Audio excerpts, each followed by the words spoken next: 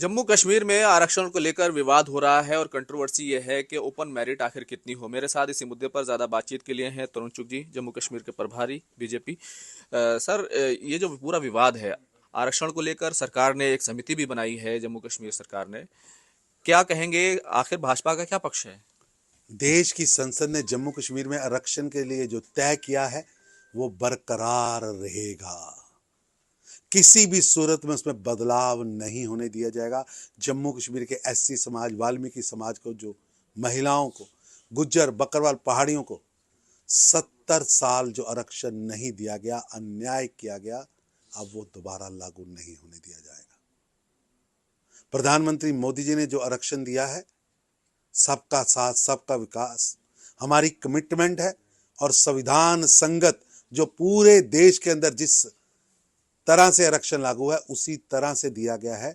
और डॉक्टर भीमराव अंबेडकर जी का संविधान अब अक्षरशः जम्मू कश्मीर में लागू हुआ है। लेकिन अगर नेशनल कॉन्फ्रेंस और कांग्रेस, जिसने जम्मू कश्मीर को पूज्य डॉक्टर भीमराव अंबेडकर जी के संविधान से 70 साल तक वंचित रखा, प्रधानमंत्री मोदी जी ने 5 अगस्त 2019 को जम्मू कश्मीर को उसका अपना संविधान, देश का संविधान दिया है। अब महिलाओं को, गुज्जर बकरवाल पहाड़ियों को, एससी समाज को आरक्षण जो मिला है वो जारी रहेगा। किसी भी सूरत में उसको हाथ नहीं लगाने दिया जाएगा। कांग्रेस पार्टी और नेशनल कॉन्फ्रेंस कभी देश के सदन में, कभी विधानसभा में बार बार आरक्षण का विरोध करती रही। राहुल गांधी के पिता राजीव गांधी ने खुद 1990 में देश के सदन में खड़ी होकर वंचितों के आरक्षण का विरोध किया था।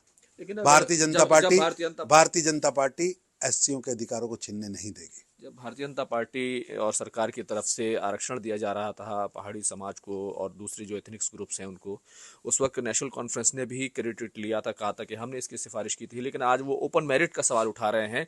ओपन मेरिट जो है वो बहुत कम हो गई है। देश के संविधान में ओपन मेरिट और आरक्षण कहां तक दिया जाना चाहिए इसका स्पष्ट लिखा है। आप किसी को,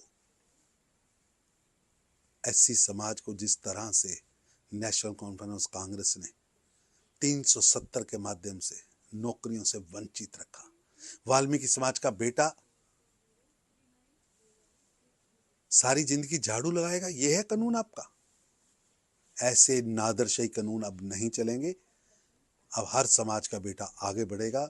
समाज के बेटे बेटियों को बढ़ने का रास्ता मोदी जी ने दिया है। सबका साथ, सबको आगे बढ़ना है, सबका साथ, सबको लेके चलना है। लेकिन दूसरी तरफ जो नेशनल कॉन्फ्रेंस के सांसद हैं आगा रूहुल्ला मेहंदी, वो सवाल उठा रहे हैं और अपनी ही सरकार को कहीं ना कहीं कटघरे में खड़ा कर रहे हैं। जानबूझकर तुच्छ राजनीति हो रही है, ये चलेगी नहीं। आरक्षण छीनने नहीं देंगे। दूसरी तरफ उमर अब्दुल्ला साहब की तरफ से ये कहा जा रहा है कि हमें स्टेटहुड का वादा किया गया था, अब तोहफा दिया जाए, सही वक्त अब आ गया है, 1 साल हो गया है। निश्चित रूप से प्रधानमंत्री मोदी जी ने स्पष्ट किया है कि जम्मू कश्मीर को स्टेटहुड मिलेगा, वो मिलके रहेगा। लेकिन मैं नेशनल कॉन्फ्रेंस के नेताओं से निवेदन करूंगा, जो आपने लोक लुभावने वायदे किए थे वो कब पूरे होंगे? बिजली पानी का क्या बनेगा? आज कश्मीर घाटी थर थर आ रही है और मुख्यमंत्री जी इस पर कुछ नहीं कर रहे। जम्मू कश्मीर आपके वादों का इंतजार कर रहा है। वो वादे कब वफा होंगे, कब चुनावी वादे और घोषणा पत्रों को आप लागू करेंगे? गुमराह मत करिए, काम करिए। दूसरी तरफ दिल्ली में वीर सावरकर को लेकर काफ़ी राजनीति हो रही है। प्रधानमंत्री दिल्ली यूनिवर्सिटी के कॉलेज की नींव रखने वाले हैं, लेकिन कांग्रेस इस पर सवाल उठा रही है, कह रही है कि भाजपा ऐसे लोगों को बढ़ावा दे रही है जो अंग्रेजों का समर्थन करते थे। प्रखर राष्ट्रवादी और अंग्रेजों को नाको चने चबाने वाले परम पूजनीय, प्रातः स्मरणीय वीर सावरकर, जिनको 2 जन्मों का कारावास हुआ, दोनों भाइयों ने काला पानी की सजा सही, लेकिन झुके नहीं। जिनकी वाणी और जिनके शब्द क्रांतिकारियों की जननी थे, उनका अपमान निंदनीय है, राष्ट्र विरोधी है।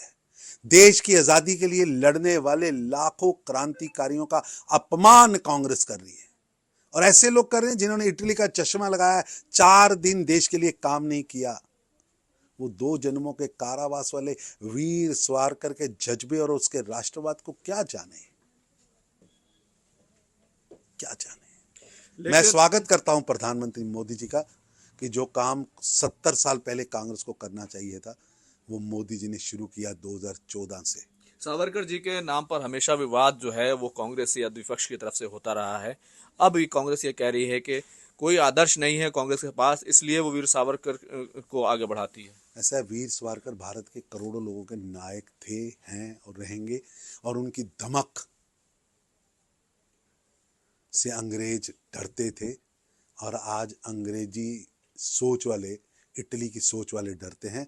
जिस व्यक्ति ने 1857 के प्रथम स्वतंत्रता संग्राम को लिपिबद्ध करके अंग्रेज सरकार को देश की आजादी से 50 साल पहले चुनौती दी, जिसके शब्द क्रांतिकारी पैदा करते थे, उस वीर सावरकर का आप अपमान कर रहे, दुर्भाग्यपूर्ण है। बहुत शुक्रिया बात करने के लिए। खुर्रम शहजाद, न्यूज़ 18 दिल्ली।